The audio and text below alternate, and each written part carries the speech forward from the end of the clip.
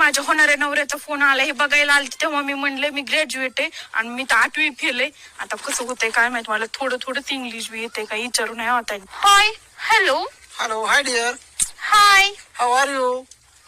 Good very nice. Okay. Have you breakfast? हो आताच मी break घेतला होता.